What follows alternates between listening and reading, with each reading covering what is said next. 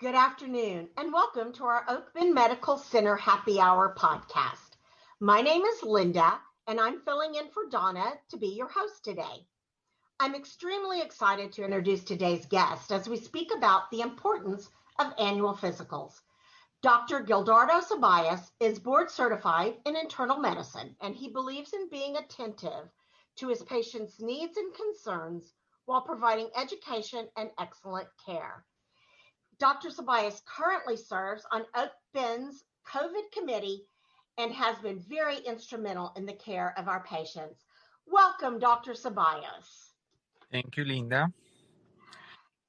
It is actually great to see you and have a chance to visit with you because we've had some questions lately. People want to know, do we really need annual physicals? Oh, yeah, definitely. Quality healthcare is delivering two main things. One is treating acute illnesses, and the second one is preventive care. Care is the main thing to, like the word said, prevention. Prevent the patients to get sick. Sure. So, what do you do when you do an annual physical for someone? Is it a variety of things, or are you just taking the basic blood pressure, heart rate things? It depends. It depends of many factors. Depends of age, comorbidities, meaning past medical history, family history. And depending of that, we offer to the patient different type of screening tests. But the physical exam is pretty much the same. Basically we examine the patient from head to toes, and sometimes we need to focus on one organ. If the patient has, for example, family history of breast cancer, or family history of colon cancer, or it depends on the comorbidities, like I said. But in general, 20-30 minutes appointment to get a full history and physical exam and workup. Workup means blood work, EKGs, X-rays. Okay. Well, is there any preparation that a patient needs to do before they come in to get a physical? Really, they need to be fasting, ideally, to get blood work, with empty stomach, at least 8 hours, and get prepared to answer a lot of questions. Like I said, a family history mainly, and past medical history. Okay. And would it help if they brought you things like a list of their prescriptions and the supplements they're taking? Medication, list of the medication that they are currently on, or a list of allergies. It would be nice if they bring medication that they have been on before, that they haven't been working, or they have side effects, or some allergic reactions. Okay. Well, that makes total sense to me. Is there a certain age that people should begin getting their physicals? Do you wait till they're in their teens or adult? Yes, ideally, it depends of comorbidities again. If the patient is a healthy, young, male or female, we typically recommend to start, I'm an internal medicine, start at age of 18, and do it every other year if they are healthy with no conditions. But if the patient has diabetes, the physical has to be done every year, and that changes everything. But typically we recommend to do a physical every year, unless you are very healthy, you are not taking any medication, and you are younger than 45. If that's the case, you can get your physical every 2 years. Pays to be young and healthy. Mm-hmm. So we all have family history on our medical side, whether our mother has had breast cancer or our father's had some sort of cancer. Does the family health history put you at any kind of risk? Is that something you look for? Yes, definitely. And I'm going to give you a couple of examples. One, if you have a history of colon cancer, family history of colon cancer, then we start screening that patient earlier for colonoscopies. 10 years before, his parents were diagnosed with colon cancer, his father or his mother, or her mother or her father. The same thing happened with a history of ovarian cancer or history of breast cancer as well. For that reason, it's really important. Mainly, we screen a patient when we do annual exam. We focus in cardiovascular factors, right? And family history is one of those. If you have a premature history of coronary artery disease, we have to be more aggressive in screening. In cardiovascular screening physicals, we focus in family history, we focus in diet, weight, smoking, and of course, the classic risk factors for coronary artery disease like high blood pressure, high cholesterol, and diabetes.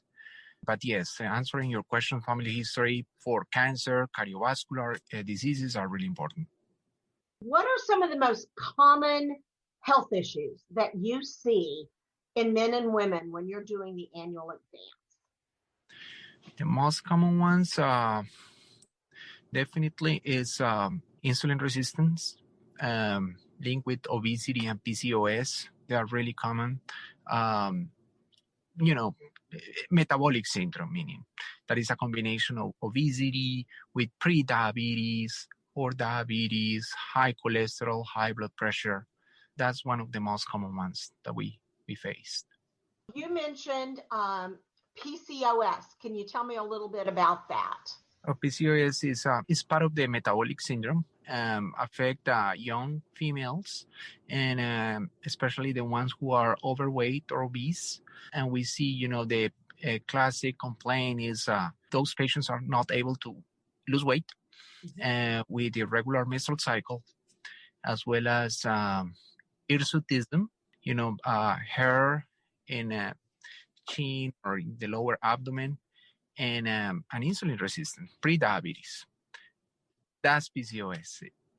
So what are some of the things that we could do at home to maybe prevent some of the things you see, the insulin resistance, things like that?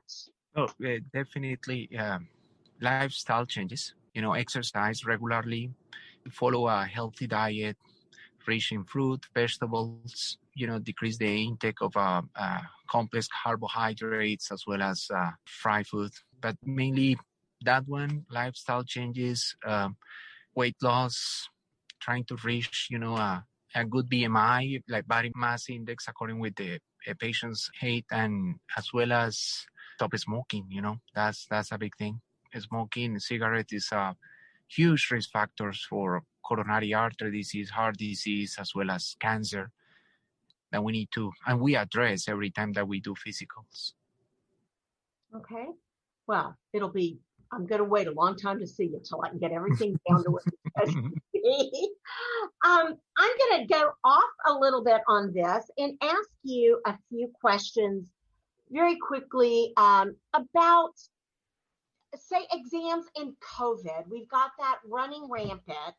Is there anything you might find when you're giving someone a physical that would tell you that maybe they'd had COVID-19 or are experiencing it now, if they're asymptomatic or anything?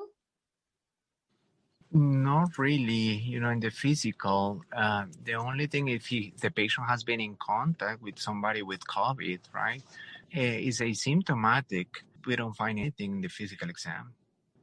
I guess one of the things that I really would like to know, because you have spent so much time at the hospital and you've dealt COVID patients as well as other patients, is there any advice you could give to people about their health, taking care of themselves, and, trying to prevent getting any of the major diseases right now?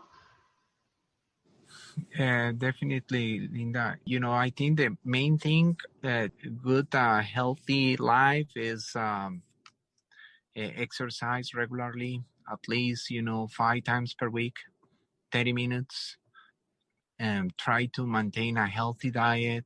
That made a huge difference. People with a good diet, good lifestyle, sleeping good, at least 6 to 8 hours per day, be away from smokers and, quit smoking. That make not only difference in the classic, diseases like, coronary artery disease, diabetes, also COVID patients. We are seeing the young people that we see with COVID is because they are obese or they have diabetes.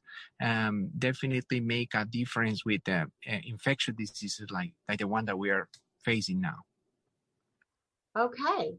So if our listeners have not understood it, don't smoke.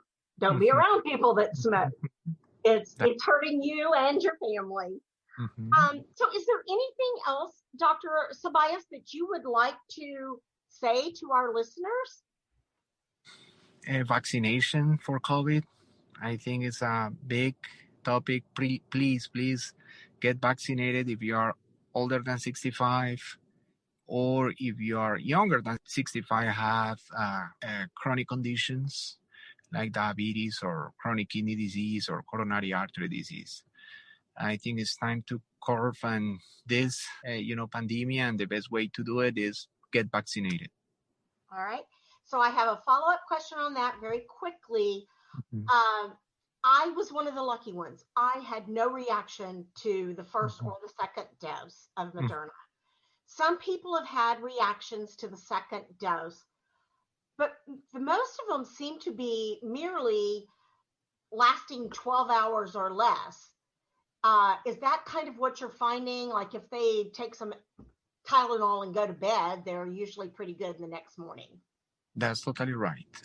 We are seeing, with the first dose, I'm talking about the vaccines that we have available in US now, the Moderna and Pfizer. Typically the first dose, we don't experience, side effects besides the local soreness and pain. With the second dose, we see more side effects, more joint, pain and low-grade fever, but typically last only less than 24 hours. Personally, I got it, the second dose, and I was feeling achy, and with low temperature, but, that happened the next day after I took my vaccine, the second dose, but, 24 hours after, I was fine, totally normal. And side effects, they are very common, minor side effects like joint pains, chills or low-grade fever. But like I said, they are minor. They last less than 24 hours. It's a very safe vaccine. I think is, risk benefits overweight by far the risk. And that's why we advise, our population, our patients to get vaccinated. I'd like to thank Dr. Ceballos for joining us today, and a big thank you to our listeners for tuning in. Beginning now, set an intention and a relentless focus on living your life as the greatest person you can be in all situations. Thank you once again for listening, and please join us next week.